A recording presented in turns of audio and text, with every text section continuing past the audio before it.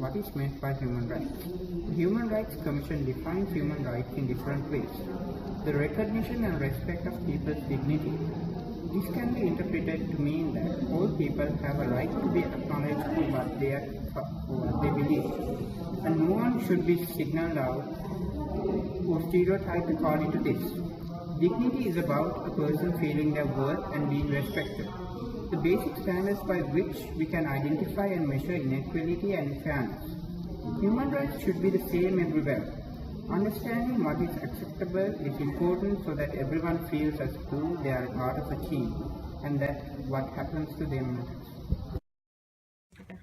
Human rights are the basic rights and freedoms that belong to every person in the world from birth until death. They apply regardless of where you are from, what you believe, or how you choose to live your life. They can never be taken away, although they can sometimes be restricted. For example, if a person breaks the law or in the interest of nation security. Okay, so my understanding about human rights is human rights can be defined as a broadly subject because it explains about human existence, like respect people dignity, because dignity is about a person feeling the worth and being respected. So all people have a right to be acknowledged for what they believe. In other way, the basic standards of human rights we can explain is understanding what is acceptable. Important so that everyone feels they are a part of the team or society or a group, so they can only focus what happened to them. And then they can understand only what happened to them is only the matters.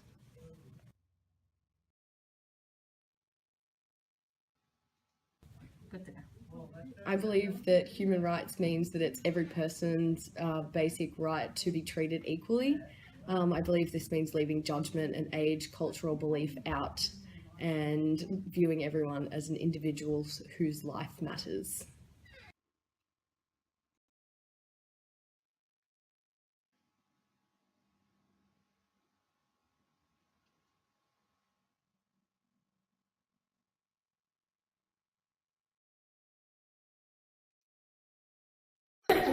What is meant by marginalised groups and some examples of marginalised groups in Australia. So marginalised groups are people who are disadvantaged due to their lack of resources or access to opportunities.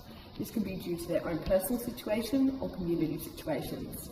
Some examples of marginalised groups in Australia could be those who are in a lower socio-economic area. This could be an area where there is a lack of public school funding or access to proper financial support. Some examples of these marginalised groups are international students. Without proper support, it would prove difficult for those people to utilise the resources here, and because they have not been educated as to where to find them.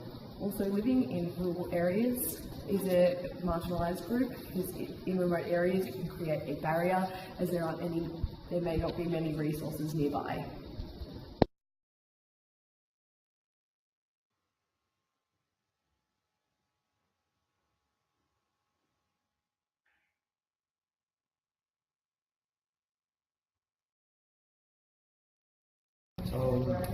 The possible health impacts of discrimination and marginalization.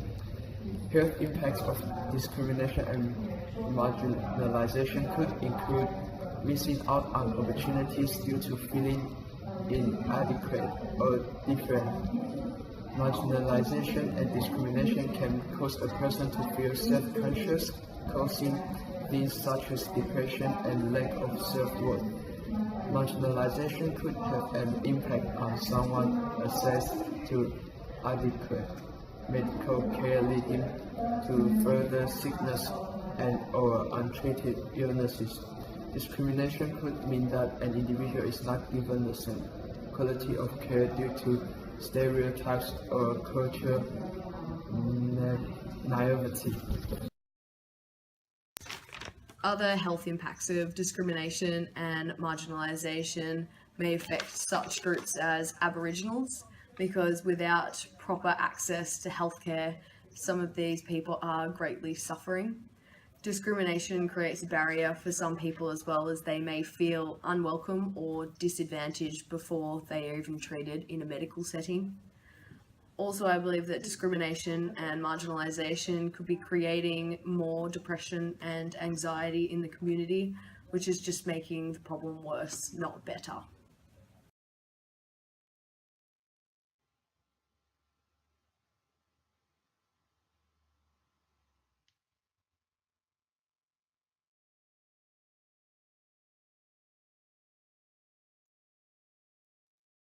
Students in the group to various dimensions of diversity and marginalised groups. Growing up in Australia and in Melbourne, I actually learned to accept different cultures and diversities very quickly, as we are a very multicultural society. I don't believe that your culture or what marginalised group you belong to should determine what kind of treatment you should get. I believe everyone should get treated the same. Who has moved to Australia from overseas, I understand how important it is to be understanding of different cultures and groups of people, because this helps everyone feel included and safe.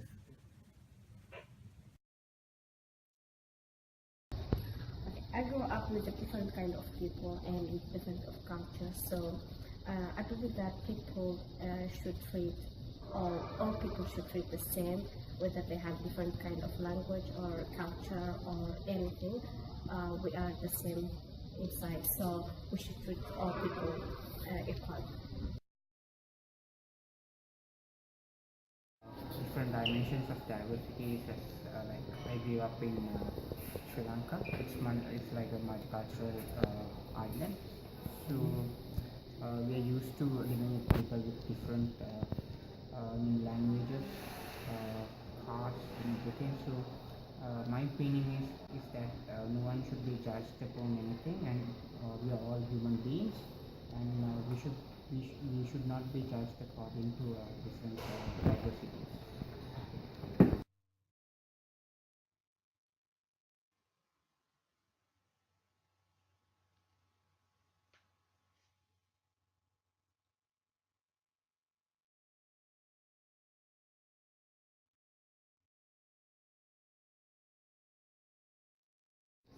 Yeah. Okay, why do we think understanding of culture diversity is important in nursing profession? Because understanding culture diversity is important to establish a therapeutic relationship. So we must consider every person as an individual, regardless of culture. In addition, culture can define individuals' personalities and identity. So understanding culture is important in understanding the patient, so we can provide the best for patients as individuals. I believe that an understanding of cultural diversity is important in all aspects of nursing, as we need to be able to help everyone to the best of our ability. Not accepting cultural diversity can create unwanted issues, not only for yourself, but also for everyone around you, including your team at the hospital, patients and patients' family. The last thing a nurse should want is for someone to suffer due to ignorance or lack of acceptance of everyone. Yeah, my opinion on understanding of cultural diversity, which is important in nursing, is that once we join a workforce, we will be working with a variety of people, patients actually, and we will, like, if we know a bit of diversity among people, we could help their needs and wants and provide the best of nursing care as possible.